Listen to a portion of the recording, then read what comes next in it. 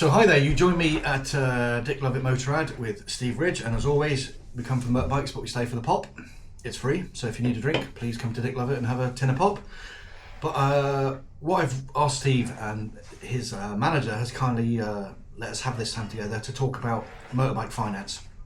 Now I know many of you out there aren't a fan of motorbike finance and want to buy your bikes outright. But I know I come from the school of thought, having it explained to me once, that if your house depreciated by half every 3 years, would you buy it or would you rent it? So I'm very much a supporter of bike finance, particularly that I want the liability to lie with the dealer and not necessarily myself.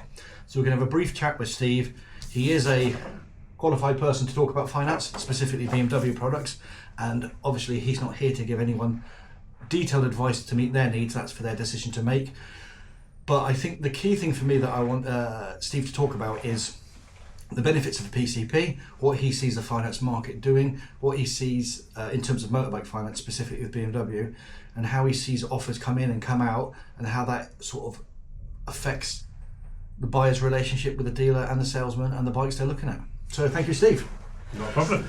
So first of all, the main question it really is, to PCP or not PCP? Where do you stand on that?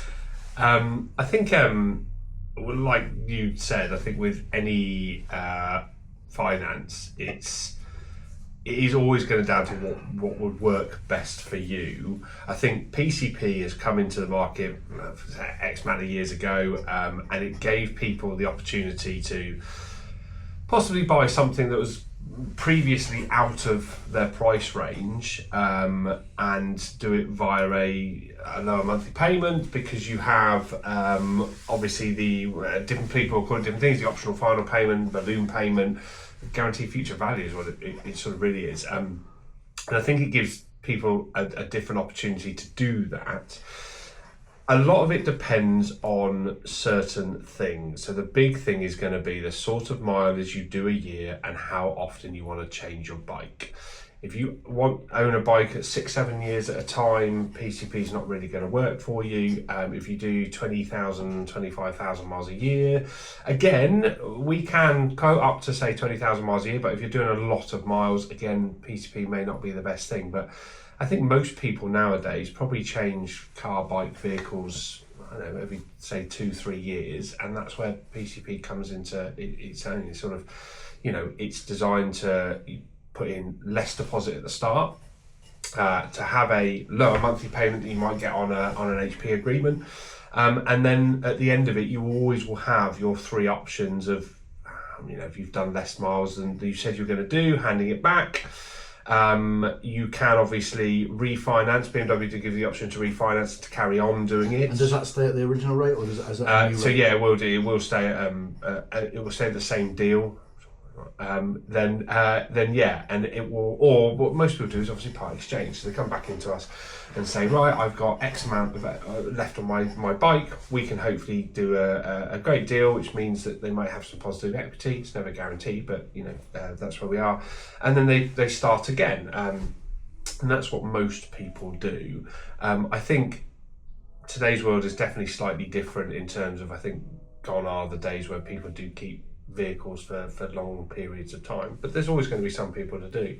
I think one of the common misconceptions is a lot of people, I hear it a lot where people talk about HP and PCP and go, I don't want PCP because I want to own the bike at the end. It's like, well, technically they're the same, and actually an HP agreement, it's in the name, it's hire purchase. You are hiring the bike. It is no different just because you are paying more a month and you're borrowing the full amount. So PCP, you can still, at the end of it, you have that option to pay off the remainder and the bike's yours. You still have a V5 for it, it's still yours to do what is as you wish. So, but I think I have vehicles and I've had many vehicles on PCP. It works for me because I don't particularly want to put much money in it up front. Would rather have a lesser monthly payment, and I like to change my vehicles quite regularly, so it works for me. But like any finance, it's just got to be exactly that, and that's what we do. If somebody comes in, I will give you all those options. You can say over a 3-year period, over a 4-year period, what happens if I do 6,000 miles a year, 4,000 miles a year, high purchase, and you can have all the different versions.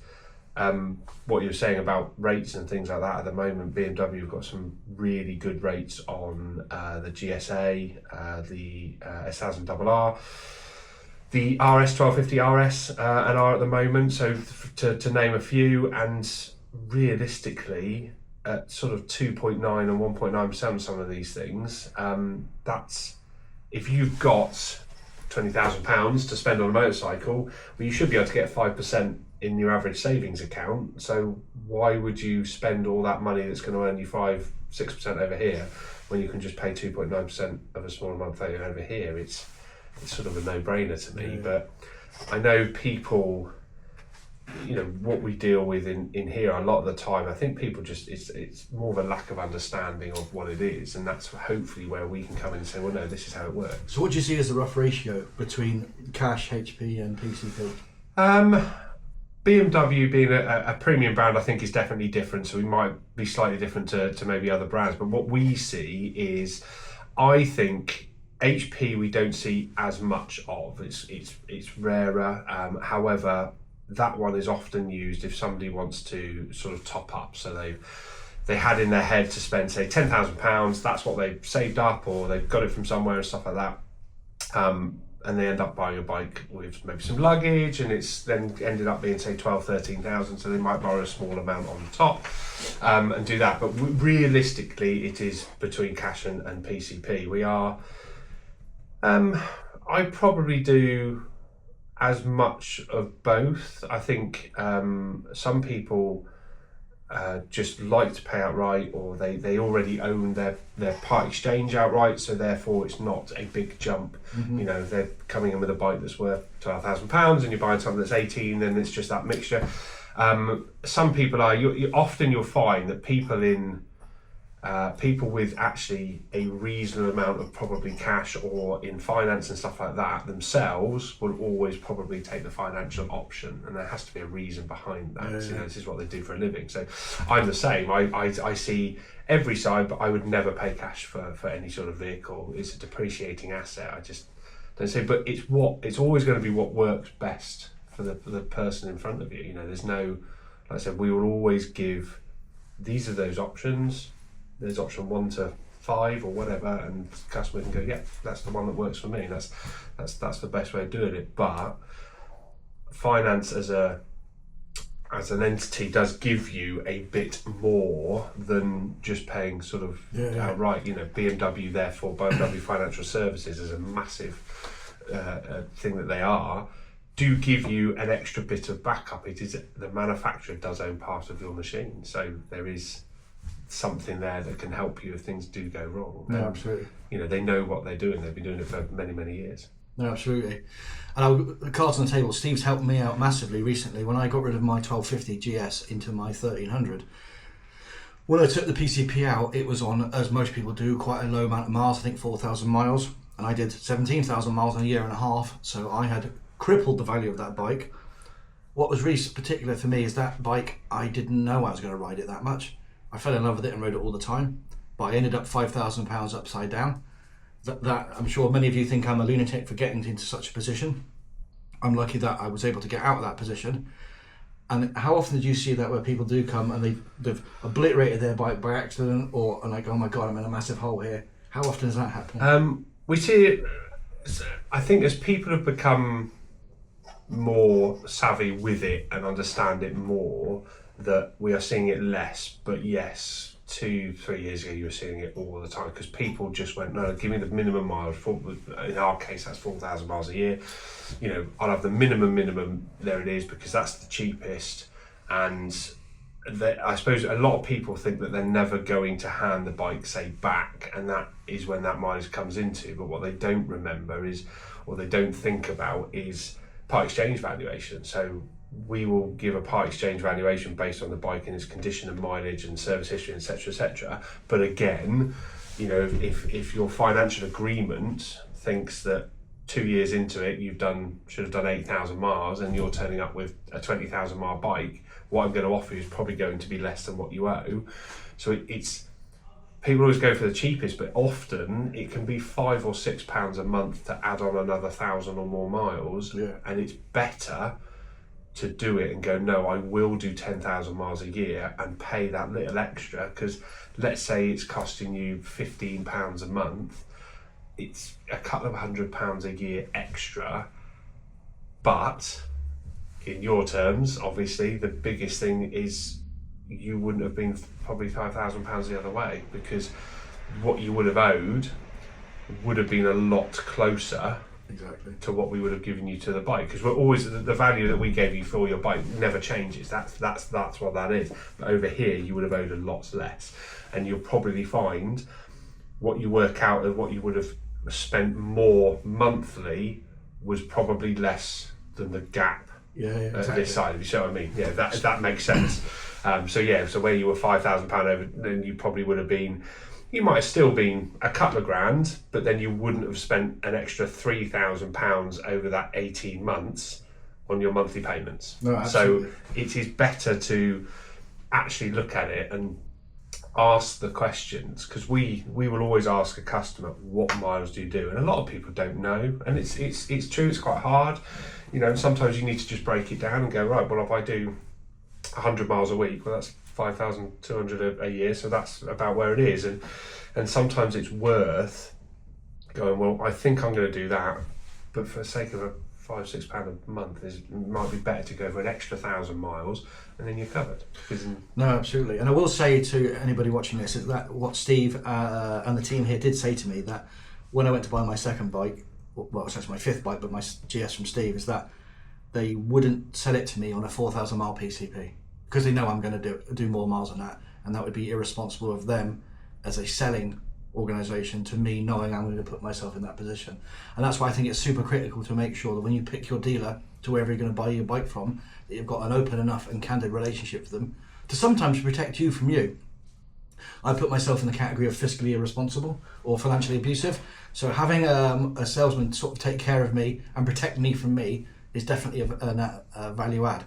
But the one question I do have for you, and I do wonder if bikes are priced and are financed because of, I'll give you an example. I remember when the cycle to work scheme was £2,000, and then the value of the cycle work scheme to £3,000, and all of a sudden all the bikes became £3,000 because they go, well, that's what you can get, so now all of a sudden the bikes are worth that. And I wonder if bikes are priced accordingly now because of the ease of way that they are financed. This is a question I think we get asked a lot, and I think in any industry press you'll probably read it. Our bikes, cars, anything like that, gone up in value because it doesn't, nowadays it's not, if you come in and you talk to a car, a bike or whatever, so say for us, you walk in and say, how much is a GS? You don't really discuss it nowadays in, it's 22, it's 21, it's £25,000. It's not, it's £200 a month. And I think lots of people ask that question, but reality is sort of no. So if you actually look at the difference in the prices of bikes from where they were to where they are now and inflation, there's actually, it works out that way quite well. It's not really, prices of vehicles haven't gone up, I don't believe, because of that PCP thing. I think they've become more accessible because of PCP, so I think there's more people buying those bikes at more money, but I don't believe that the PCP sort of, because the bikes in the UK are more expensive than, say, other places around the world that don't have PCP. So I don't think the rest of the world has had to suffer because we Brits like PCP. So I think, I don't think that's a thing. I think it's something that people say maybe blame it on it or what have you. However, if you look out there now, I think, £20,000 doesn't buy you much anymore. You look at certain other vehicles and stuff like that, and the volume of the money that they've gone up. I think so. I think PCP gives more people more accessibility to vehicles they probably would never have looked at before, and maybe that's also another thing. Whereas people have gone up, bikes have gone up prices, or no, because before you would only ever look at a £10,000 bike, but now suddenly you're looking at a £20,000 bike because you can borrow it monthly and stuff like that. But I think I don't believe so. No, I'm sure many people will disagree with me. Many people may agree with me, but I don't believe prices of vehicles, bikes, cars, and everything else have gone up because of that PCP. But that's a personal opinion. Well, I'm sure, as Steve says, many of you might have an opinion on that. So one last question is, if you were dealer agnostic today, and you had a budget of 20,000, let's say, how much deposit would you want to put down on that vehicle to help protect you from you, and where are you spending your money? So I think if I'm going out there, so at the moment, I recently bought a BMW vehicle. Obviously, I do get a bit of a deal, but realistically, I think you're putting in. PCP is designed to put in as little as possible at the front end, really, because you there is that misconception that if I put a £5,000 deposit down, then I'll have that at the other end, and it's not. All you're doing is you're buying your depreciation. Basically, yeah, which is what PCP really is. You're pretty much just paying the depreciation of that asset off. But I think again, it comes down to the customer, doesn't it? Because it's what's you're happy with really is your monthly. So really loose terms, every £1,000 you're putting in is probably about £25 a month over here. So if you want to, some people are like, no, £200 a month is my limit. So you just tell me what I need to give you as a deposit to get to that point. Some people are, but sometimes you've got people do get sort of caught up in, I can only do 200 and it's 212, and you're like, break that down, it's £3 a week. I mean, a cost of coffee is probably £7 a week, £7 at a time. So you're like, well, you've got to sort of look at it that way. And people are like, I'll put another 500 in, how about another 500 just to get it down to that bit? And you think, well, now you've just spent another £1,000. Well, surely that would be better to spend an extra £20 a month, £5 a week, give or take, and cut down on something somewhere than take another £1,000 that could be used for whatever reason. You're going to have to insure the bike, it's going to need tyres at some point, service, all those sort of things, although obviously we do phenomenal service packages. But I think people do sometimes, they get sort of too caught up in the pennies almost, and I would always try and put the minimum I can in, so what comes out of my pocket is just a monthly fee, because it's fixed, it's not going to change. So I now know for the next 3 years, for instance, on my car, it's costing me this figure a month every single month. Nothing changes. You can obviously pay up, you can bring up and you can pay amounts, and that can change things and stuff like that. But I think I would try and put as little as I can in a month. Be honest with your mileage. I think that is a big thing. I'd do it with that. I think you'll often find the difference between 48 months and 36 months can be also not much difference. Mm-hmm. So in sometimes, again, it's sometimes better to do the 36 months, might be a slightly more, but it's what works for you. It's what you've got to be comfortable with. But me personally, when I bought my car, I tried to put in as little as possible. I'd rather pay a few extra pound a month and have money in my bank account than other way around. But some people, it sort of works for them. I think, like I said, with some of the deals we have at the moment, when you've got 2.9%, I 100% would be saying I'd be putting in, no more than say £500 down, because keep your money over here working for you, where you're going to get a higher percentage than you're paying out over here, which technically means it's free. So no, exactly. And I will say that my attitude to this thing is that I've always, with my cars and my bikes, typically the minute I get to the point in the deal where the bike or the car owes me more than I owe it, which is typically just sort of somewhere between 3/4 and halfway through, I'm getting out of that vehicle. I've got no desire to own it. I want it out of it. Yeah. What we might do, if Steve's okay with this, we might have a little look around the showroom to see if any deals that are particularly worth highlighting. Yeah, we can do that. And again, thank you to Steve. Thank you for the team here at Dick Lovett Motorrad letting me to have this conversation.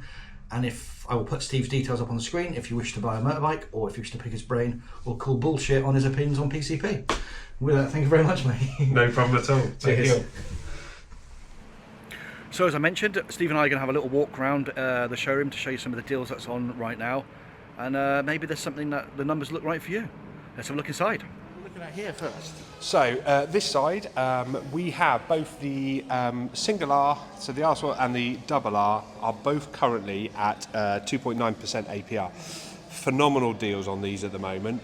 We ourselves here at Dick Lovett, currently on the double R, are looking to, so we can take up to and including £1,750 off the price of a new double R.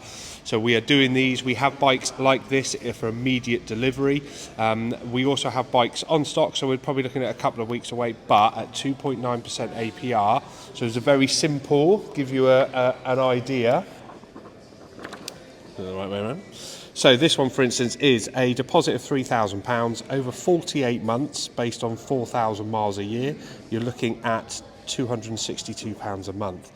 So like I said, quite a low deposit out there. We will also have a look at pricings on those, and therefore we could probably get that somewhere in the region of £240 a month, give or take. And let's be honest, that is an awful lot of motorcycle for £240 a month. That is a full carbon spec version as well. So it has the carbon wheels, the acro pipe, the M Let's Sport have a look at pack. these carbon wheels quickly. Yeah, love a carbon wheel. So this has the carbon wheels. This also has the carbon and billeted rear sets, the acro pipe, the lightweight battery, the lithium-ion battery, the M-stitched seat, and obviously it comes in the red, white and blue as well. So that is a phenomenal motorcycle. 200 plus brake horsepower. Yeah, absolutely awesome. But still a very usable sports bike. Still has cruise control, heated grips, etc., etc. And then you've got this is a Sport, so this is the single R. So this is obviously the unfaired version of the double R, 165 brake horsepower, awesome piece of kit, but again at 2.9%. So with simple as, that is just a £2,000 deposit, and you're looking at 185 a month over 4 years. Again, that's an awful lot of motorcycle for that. Obviously, a brand new bike from us as BMW. You'll get 3 years unlimited mileage warranty and 3 years European cover breakdown assist as standard. I'll put a full tank of fuel in there for you as well. Very good. So if you're not good enough for that, you feel that bike's a little bit daunting, what else can we spend our money on? So if you want to go for a series, so we've got a mixture of things. So currently at the moment, so you've got, so obviously BMW are world renowned for their Boxer engine, been doing it for 100 years. It's a phenomenal piece of kit. So you've got the RS. This is what I personally believe is one of the BMW's most underrated bikes they do. So the same Boxer engine that's used in the GSs, the GSAs and everything else, but in more of a sports tourer. So you've got the RS, the 1250 RS, and the R, which is its again, unfaired naked version. These are also both at 2.9%. So all these deals are running till the end of September, so the end of the month. But yeah, again, 2.9% on those. So again, you've got Sports Tourer, the naked version, great bikes, loads of fun. And then we have F900R. So this is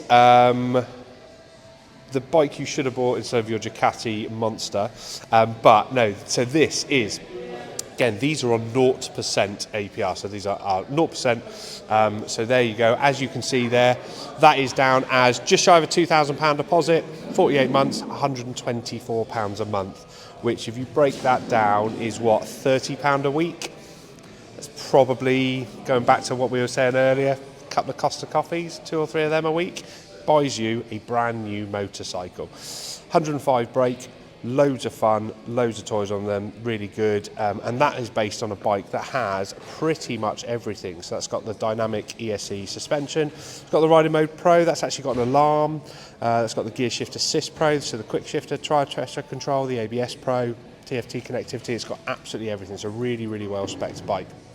Obviously we do different ones, and they can be as low as sort of £80-90 a month they are. No, that's amazing. And then final one is probably a bit over here, so you can see this blue one. This is the 900 XR. So this is the faired version of what we've just seen. So this is at 1.9% APR, so slight difference, sort of sits in between the two. And again, awful lot of motorcycle. You are looking at somewhere in the region of, again, £2,000 deposit, £154 a month. That's a lot of motorcycle. Really good bike these are. So one question for you that I'm really curious to know then, of all the bikes that we've just seen, which are holding their money the best from a guaranteed future value point of view? Because that it's not just about the payment, it's about how much money it's going to have left in it. So you can see, so with all of these, it will give you a very simple idea. So all of these bikes are based on 4 years from now at 4,000 miles. So that's 16,000 miles on these bikes.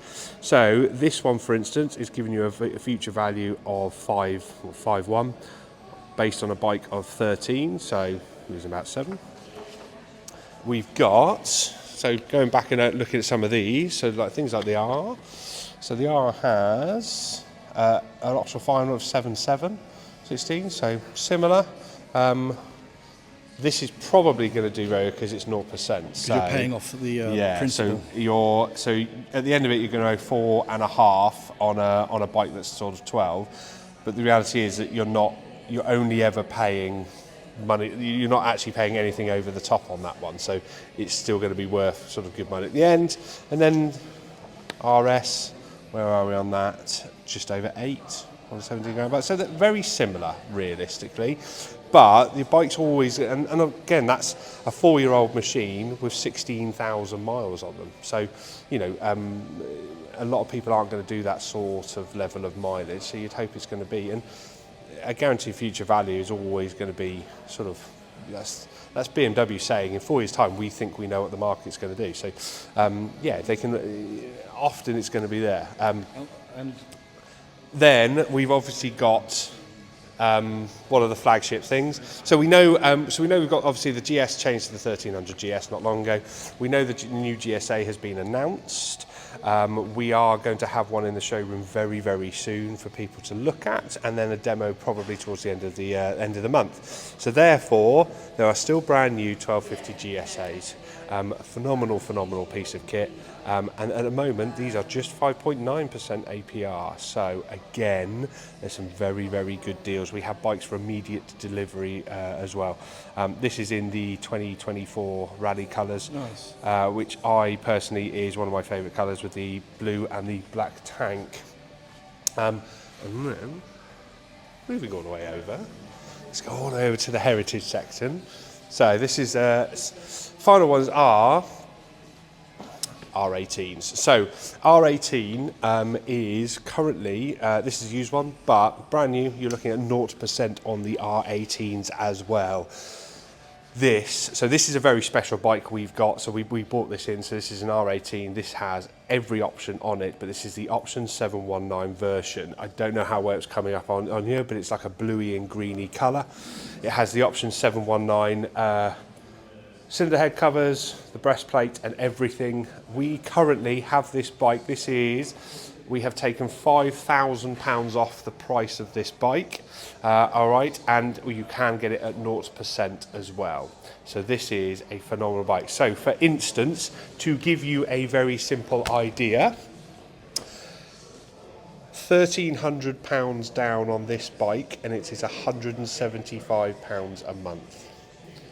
That is an awful lot of motorcycle for not much money at all. It's just, I'm a massive fan of the R18. I love the heritage stuff anyway, but the R18 is an awesome piece of kit, and at 0% you cannot go wrong on those. We also have, we don't unfortunately have one in the showroom at the moment, it's recently sold, but the GE310 as well, which is a great little starter bike that's also 0% as well. But that, yeah, is what we have currently at the moment. Some really good deals on. So really awesome information from Steve there, and I think you can see there are some cracking deals to be had. This is not a sponsored video. I'm not paid to be here by any stretch of imagination, but I have bought 5 bikes from this dealership, and they have always looked after me.